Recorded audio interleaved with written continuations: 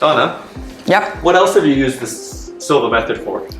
I've used it on subjective communication with animals, and that's been really neat. I did a house sitting for a friend of mine. Her and her husband were heading down into the US for a horse conference.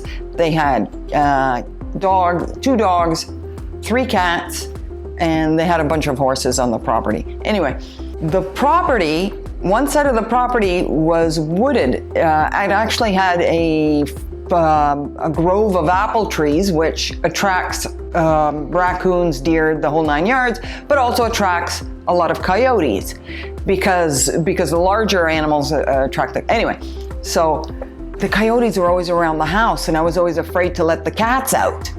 So there was one of them, Digit, one of the cats, who would always be pestering me at the door.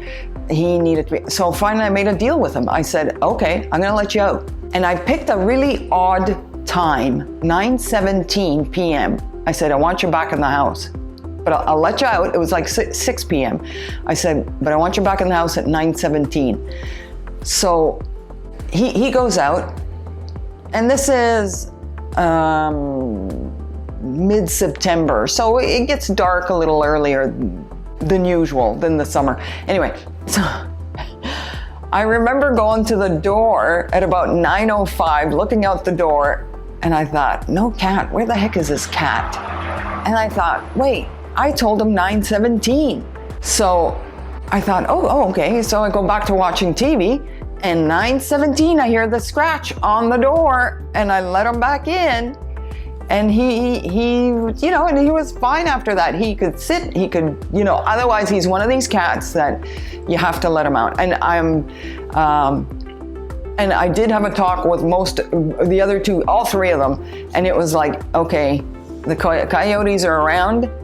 You shimmy up a tree as fast as you can. They're not your dogs, okay? They're not the family dogs here, right? So, yeah. And then I've also got moments even with my horse where, and this I think comes from the meditation, it comes from a whole bunch of stuff. It also comes from removing the doubt. Again, that negative internal self-talk, and one of the big ones is doubt.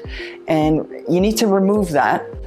You can't really remove it. What happens is, as you gain experience doing this stuff, it slowly fades into the background and almost isn't there anymore. And even if let's say I have an experience that doesn't turn out the way I want it to, usually I say to myself, you know what?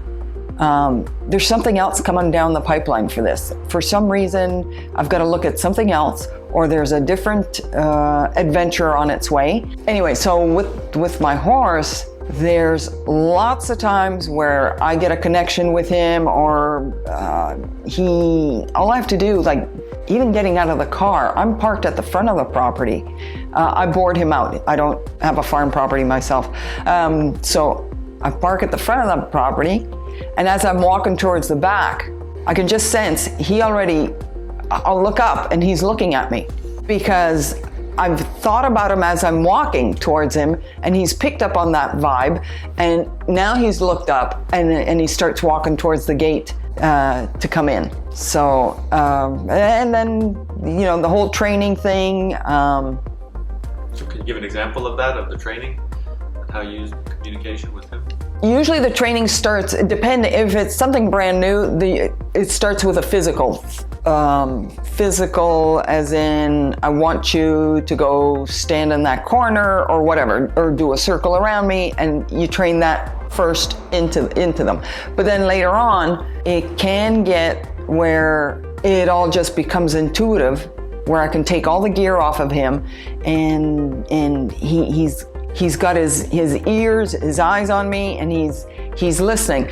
And somebody told me recently that every time we have a thought, there's actually an electrical discharge in the body, and they pick up on it. They're sensitive enough.